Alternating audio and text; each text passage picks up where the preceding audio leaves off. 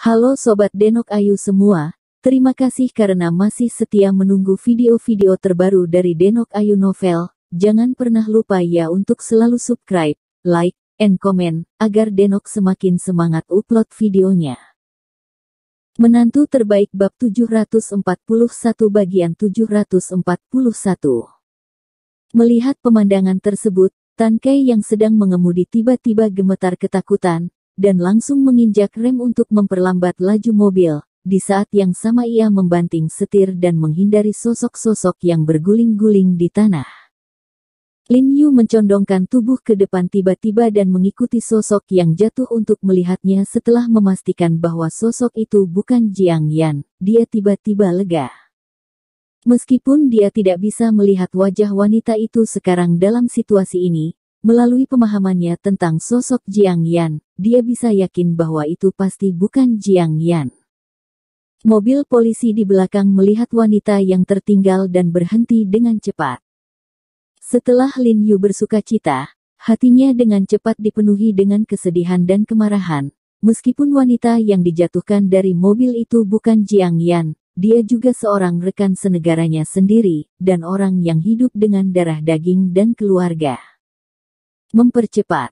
Wajah Lin Yu sangat suram, dan dia berkata dengan dingin kepada Tan Kai, dengan kedinginan tak berujung di matanya, dan jelas bahwa amarahnya telah menumpuk hingga batasnya. Tan Kai terkejut beberapa saat, menatap Lin Yu dengan mata merah, mengangguk kuat, dan menginjak pedal gas. Mobil itu berlari keluar dalam sekejap, melampaui dua mobil Mi di depan, dan dengan cepat mendekati mobil Jiguan Tou. Ekor. Percepat. Lin Yu memperkirakan jarak dan kecepatan selama Tan Kai bisa sedikit meningkatkan kecepatan. Dia yakin bisa melompat langsung ke mobil mereka dengan kokskem. Tetapi pada saat ini, kokskem dan yang lainnya telah menemukan Lin Yu yang telah memaksa mereka. Kokskem membanting kepalanya keluar dan melihat ke belakang, dan terkejut setelah mengenali Lin Yu di dalam mobil. Sepertinya dia tidak pernah menyangka bahwa sandera yang diambil oleh pria berwajah merah itu akan selamat. Jelas, dia tidak menebak bahwa itu adalah pria besar dan pria berwajah merah yang diselesaikan Lin Yu. Namun, kejutan di mata kokskem sekilas, melihat sudut mulut Lin Yu, senyum aneh muncul, kemudian dia menarik Jiang Yan di belakangnya keluar, mendorong kepalanya keluar jendela, dan pada saat yang sama meletakkan pistol di tangannya. Menunjuk ke atas kepala Jiang Yan, menatap Lin Yu sambil tersenyum, seolah menembak. Tidak. Hati Lin Yu tiba-tiba tenggelam, dan segera mencondongkan tubuh, berteriak ke arah Jengger. Kokskem tersenyum dingin, dan perlahan membuka pengaman di pistolnya, moncong di tangannya berputar, dan itu adalah tembakan ke roda depan Lin Yu dan mobilnya. Tertawa. Roda depan mobil tiba-tiba merosot, kehilangan kendali arahnya, dan dengan cepat miring ke samping. Tan Kai buru-buru menginjak rem dan perlahan menstabilkan mobil. Ini tidak menabrak pinggir jalan, tetapi mereka hanya bisa melihat kepala Jengger. Mobil mereka semakin jauh dan semakin jauh. Oh sial. Tan Kai membanting setir dengan keras, kesal, dan kemudian buru-buru memanggil Lin Yu untuk melompat keluar dari mobil, menghentikan mobil polisi di belakang, dan setelah masuk dengan Lin Yu, dia dengan cepat mengejarnya lagi. Namun, mobil polisi biasa semacam ini tidak bisa dibandingkan dengan performa off-road militer Tan Kai, kecepatannya relatif lambat, dan hanya bisa melihat pantat kokskem. Kamu merusak mobil, bisakah kamu cepat? Kata Tan Kai dengan marah. Jangan khawatir, mereka tidak bisa lari, penghalang pandang sudah disiapkan. Polisi yang mengemudi dengan tenang berkata kepada Tan Kai. Penghalang jalan telah disiapkan. Sandera itu. Ekspresi Tan Kai tiba-tiba berubah, tetapi kata-kata itu berhenti lagi, dan dia sepertinya bereaksi lagi. Dia khawatir tentang para sandera. Yuan Jiang tidak peduli dengan hidup dan mati para sandera. Yang dia inginkan hanyalah para pembunuh ini. Kami juga mempertimbangkan dampaknya terhadap kehidupan dan keselamatan para sandera, tetapi dalam kasus ini, para gangster tidak berani melakukan apapun kepada para sandera. Jika terjadi kesalahan dengan para sandera, mereka tidak akan bertahan. Polisi sepertinya telah mendengar kekhawatiran dalam kata-kata Tan Kai dan menjelaskan kepada Tan Kai. Kamu bahkan tidak tahu siapa mereka, Lin Yu berkata dengan dingin saat ini, karena panik, tubuhnya sedikit gemetar, dan telapak tangannya penuh dengan keringat dingin. Anda bahkan tidak tahu apa yang akan dia lakukan selanjutnya, dan dia sepertinya tidak peduli dengan hidup atau mati sama sekali.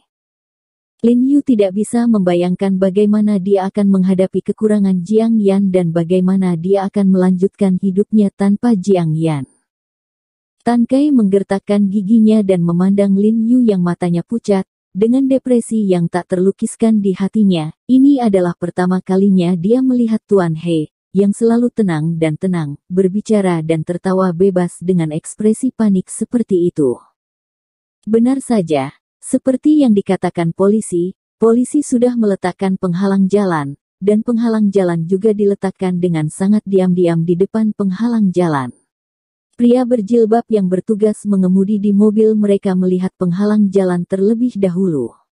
Tapi sudah terlambat dan sama sekali tidak ada kemungkinan untuk menghindarinya. Bunyi puf langsung naik, dan mobil langsung bengkok, menabrak pagar pengaman di pinggir jalan dengan suara dentuman yang keras, dan mesin di depan mobil tiba-tiba mengeluarkan asap putih. Ketika Lin Yu melihat adegan ini, dia menggelengkan hatinya, dan membanting kepalanya untuk melihat mobil yang jatuh itu. Jiang Yan masih di dalam mobil. Dengarkan orang-orang di dalam mobil, serahkan senjata dan lepaskan sandera, kami tidak akan menyakitimu. Pada saat ini, polisi dan militer juga telah mengepung mereka, dan mereka mengarahkan senjata ke arah Jengger dan mobil mereka, dan dengan keras membujuk mereka untuk turun. Tan Kai dan Lin Yu sudah tiba saat ini. Setelah mobil berhenti, Lin Yu buru-buru menarik pintu dan melompat ke bawah, dan bergegas menuju mobil mereka dengan kokskem, tetapi mereka diberitahu oleh polisi begitu mereka tiba. Berhenti. Menyingkir. Lin Yu berteriak dengan marah pada polisi yang menghentikannya. Tuan Ho, jangan impulsif. Tan Kai bergegas meraih Lin Yu dan membujuk, Jiang Yan masih di tangan mereka. Lin Yu tenang. Dia membuka matanya lebar-lebar dan menatap mobil yang ditabrak oleh kokskem, hatinya mengepal. Ledakan. Saat ini, pintu mobil tiba-tiba dibuka, dan kemudian sesosok tubuh didorong keluar. Kakak Yan. Setelah Lin Yu melihat bahwa itu adalah Jiang Yan, matanya tiba-tiba cerah, dan dia tidak bisa membantu tetapi berteriak, dan air mata memenuhi matanya. Meskipun gaya rambut Jiang Yan berantakan dan ada darah di dahinya, dapat dilihat bahwa luka Jiang Yan tidak serius, dan hati gantung Lin Yu terlepas. Namun, sebelum dia senang lama, sesosok melompat keluar dari mobil lagi, mengaitkan leher Jiang Yan, dan mengarahkan pistol di tangannya ke kuil Jiang Yan, yang merupakan kepala Jengger. Saya melihat bahwa setelah benturan barusan, kepala Jengger tidak banyak membaik. Seluruh telinga kiri dan kulit kepala terbuka dengan lubang besar, dan darah terus mengalir keluar, dan darah merah menetes ke seluruh leher dan bahu. Itu membuatnya terlihat lebih menakutkan dan aneh. Rekannya, Scarface, tewas di tempat, sedangkan pria botak itu, kakinya terjepit dan dia terjebak di dalam mobil. Letakkan senjatanya. Polisi di sekitarnya berdiri, berteriak dengan dingin ke arah Jengger. Hei, orang Huaxia benar-benar tidak memiliki integritas. Kokskem menyeringai saat semua orang di sekitar Chow mencibir, seharusnya aku tidak mempercayaimu, aku harus membunuh semua orang di kota asal. Anda benar-benar aneh, apakah menurut Anda di tanah China, Departemen Intelijen Militer kami akan membiarkan Anda melarikan diri? Pada saat ini, suara suram datang, dan saya melihat Yuan Jiang perlahan keluar dari kerumunan, matanya obor, dengan sedikit kegembiraan di ekspresinya, dan dia melihat kepala Jengger dengan dingin, seolah-olah dia sedang melihat yang baru saja dia tangkap. Mangsa. Setelah Lin Yu melihat Yuan Jiang berjalan keluar, ada rasa dingin yang kuat di matanya, dan bahkan kebencian. Jika Yuan Jiang tidak menempuh jalannya sendiri dan harus memburu sekelompok orang ini, ayah anak laki-laki itu tidak akan mati dan dia akan ditinggalkan di jalan. Sandera itu tidak akan mati. Dan sekarang hidup atau mati sandera lain di dalam mobil tidak pasti, Jiang Yan dapat dibunuh oleh bajingan ini kapan saja. Mungkin bagi Lin Yu, ini adalah kerugian bagi kedua belah pihak, dan bahkan kerugian tersebut tidak sebanding dengan kerugiannya, tetapi bagi Yuan Jiang, ini adalah bisnis yang sangat hemat biaya. Karena kematian beberapa orang, dia tidak menerima banyak hukuman. Lagi pula, para gangster itu terlalu kejam, tapi mampu menangkap pembunuh yang begitu kejam akan menambah banyak warna pada resumenya. Jangan bersemangat, jangan sakiti dia. Ada apa, kita bisa membicarakannya. Lin Yuseng takut sisir itu akan melukai Jiang Yan dengan mengambil risiko, jadi dia buru-buru berdiri dan membujuk kepala sisir, dan mata yang menatap Jiang Yan lembut. Jiang Yan juga sangat bersemangat ketika dia melihat Lin Yu, air mata tiba-tiba berkedip dalam kekejaman, tapi dia tidak menyangka Lin Yu akan muncul di sini. Dan melihat Lin Yu aman dan sehat, dia tidak bisa menahan nafas lega. Lin Yu khawatir tentang dia, mengapa dia tidak khawatir tentang Lin Yu? Tidak peduli seberapa kuat atau luar biasa Lin Yu, kekhawatirannya tidak akan berkurang setengahnya. Yuan Jiang tercengang saat melihat kemunculan tiba-tiba Lin Yu. Dia jelas sangat terkejut, kemudian dia menyipitkan matanya dan menutup pikirannya. Ada kilatan dingin di matanya. Dia menoleh dan berkata dengan marah pada kepala jengger, "Ya, ada apa? Kita dapat berbicara tentang fakta bahwa Nona Jiang di tangan Anda adalah kekasih dari Tuan He Jiarong dan Tuan He, dan Tuan He adalah teman departemen Mikami.